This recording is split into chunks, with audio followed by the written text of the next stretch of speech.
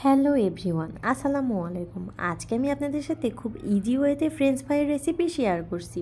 তো প্রথমে আমি আলুগুলো এভাবে কেটে নিয়েছি। এবার আলুগুলো 2 মিনিট সেদ্ধ করে নিতে হবে। প্রথমে আলুগুলো দেওয়া যাবে না, পানিটা একটু ফুটে উঠলে দেন আলুগুলো দিয়ে দিতে হবে। তো আমার আলুগুলো সেদ্ধ করে নেওয়ার শেষে আমি ভালো করে পানি ছেঁকে টিস্যু পেপার দিয়ে আমি শুকনো করে মুছে রেখেছি। এবার ফ্রাই প্যানে তেল গরম হলে আমি আলুগুলো দিয়ে দিচ্ছি। ফার্স্টে একটু চুলার জাল লো হিটে রেখে 3-4 মিনিট আমি এটা ফ্রাই করে নেব। আমি ফ্রেঞ্চ ফ্রাইটি ডাবল ফ্রাই করব, তাই ফার্স্টে 3-4 মিনিট আমি ফ্রাই করে নিয়ে পরবর্তীতে আমি ঠান্ডা করে আবারও ফ্রাই করে নিচ্ছি।